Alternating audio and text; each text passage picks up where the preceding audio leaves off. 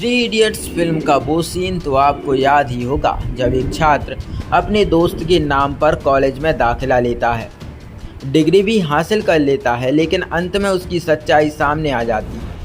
ठीक ऐसा ही एक चौंकाने वाला मामला सामने आया है मध्य प्रदेश के जबलपुर से, जहां एक युवक ने अपने दोस्त के नाम और पहचान के सहारे नीट परीक्षा पास की, मेडिकल कॉलेज में दाखिला लिया और एमबीबीएस की डिग्री तक ले ली।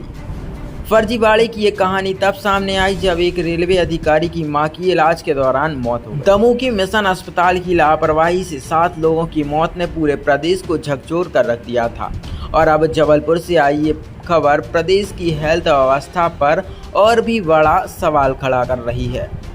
जबलपुर के नेपियर टाउन स्थित मार्बल सिटी अस्पताल में इलाज के नाम पर जो हुआ वह एक धोखा था, न सिर्फ मरीज के परिजन के साथ बल्कि पूरे सिस्टम के साथ। अस्पताल की बोर्ड पर जिस डॉक्टर का नाम था, असल में वह डॉक्टर नहीं बल्कि एक पेंटर निकला और जिसकी तस्वीर डॉक्टर के रूप में लगाई गई थी वह उसका स्कूल का दोस्त था।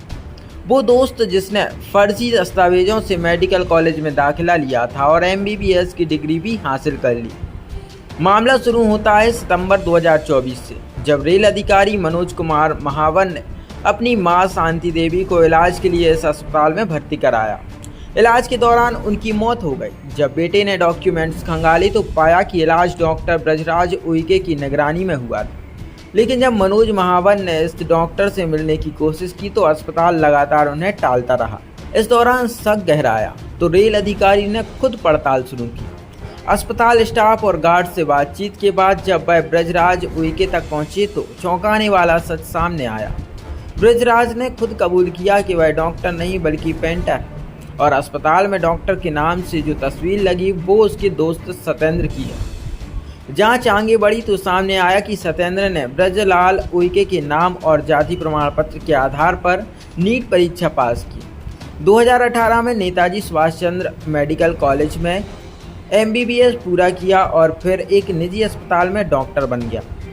अब ओमती थाना पुलिस इस फर्जी डॉक्टर के खिलाफ धोखाधड़ी और फर्जीवाड़े की धाराओं में मामला दर्ज कर लिया है।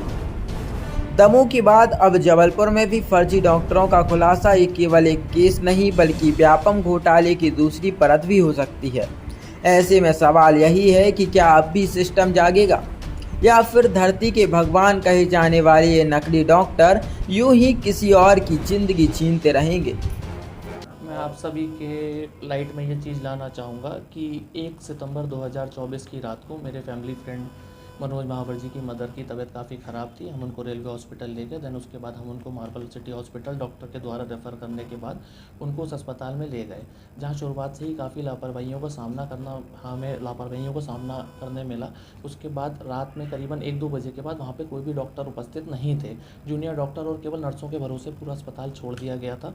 और जिस डॉक्टर का क्लेम कर रहे हैं कि डॉक्टर ब्रजराज सिंह उइके, ऐसे नाम के कोई डॉक्टर उस समय वहाँ मौजूद नहीं थे। दूसरा, जो कंसेंट फॉर्म पे हमारे जो फैमिली फ्रेंड है मिस्टर मनोज महावर, उनका कंसेंट फॉर्म पे साइन किया गया है।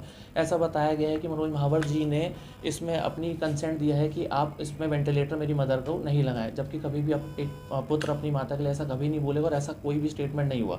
उसके बाद 2 तारीख की सुबह विगत 4-5-6 बजे के आसपास इनकी मदर ऑफ हो गई।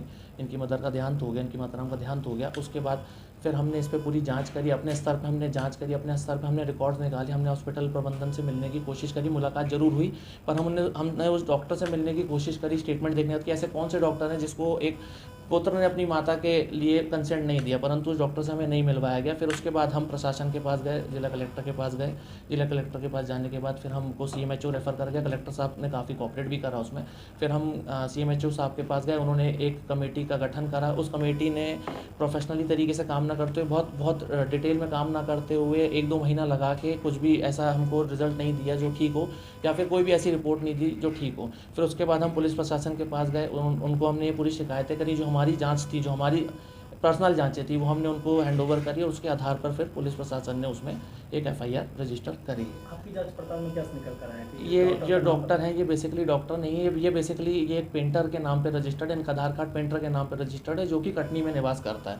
ये क्लियर कट पर्सनैलिटी वो है, इम्पर्सोनेशन है, मतलब किसी की ID कोई यूज़ करके काम कर रहा है। तो मेरा आप सबसे ये निवेदन है कि अस्पताल एक ऐसी संस्था होती है जो बड़ा सेंसिटिव होता है, जिसके ऊपर बहुत जिम्मेदारी होती है। तो इस तरीके की कोई भी आगे घटना हो, इस घटना ना हो, हो, इसलिए हम ये कर रहे हैं। और हम चाहते हैं कि इसमें बेस्ट टू बेस्ट जो जांच हो सके वो अपने स्तर पे जो प्रशासन कर सकता है वो करे। आप लोग भी मीडिया के साथ ही हैं, आप लोग भी साथ दें इसमें, और अगर जो गलत है तो वो उसको सज़ा मिले, और जो गलत नहीं है तो फिर कोई बात नहीं है। जी, प्रतीक गिहानी।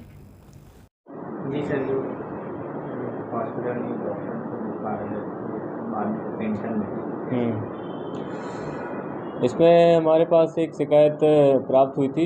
जो रेलवे ऑफिसर हैं मनोज कुमार महावर, उनके द्वारा उन्होंने अपनी माता जी को जो है एडमिट कराया था सितंबर 2024 में मार्बल हॉस्पिटल में।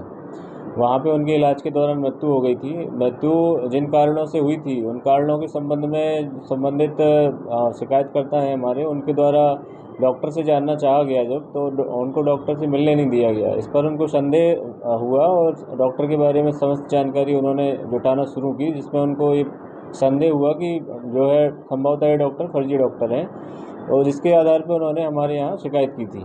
इस पर कार्रवाई करते हुए हमने जो शिकायत में जांच की थी उसमें कुछ ऐसे तथ्य निकले थे कि इन्होंने जो डॉक्टर थे ब्रजराज उइके, उनका असली नाम सत्येंद्र है, जो उनके एक स्कूल के मित्र थे ब्रजराज उइके, उनके नाम का सहारा लेके और उनके डॉक्यूमेंट को फॉर्ज करके यहाँ पे मार्बल सिटी हॉस्पिटल में जो है डॉक्टरी कर रहे थे। इस पर संज्ञान लेते हुए हमने आईपीसी की धारा 419, 20, 467, 468 और 471 में जो है कायमी करते हुए इसको जो है अपराध में लिया है, विवेचना में लिया है। विवेचना में अभी जो तथ्य आएंगे उससे आपको अवगत कराया जाएगा और गिरफ्तारी के लिए भी टीम को लगा दिया गया है। सर पूर्व में कई लोगों का इलाज किया होगा, तो टीम क्या काम करेगी? उसमें जांच में जो तथ्य आएंगे उससे आपको अवगत करा दिया जाएगा। और हॉस्पिटल प्रबंधन के ऊपर सर एफआईआर है? वही अभी चूँकि विवेचना प्रारंभिक स्तर में है तो अभी कुछ भी कहना ठीक नहीं है। आगे जो भी तथ्य इसमें आएंगे, किसकी और लापरवाही है, उन सबको भी इसमें जो है यदि अपराध बनता है तो उसमें कार्रवाई की जाएगी।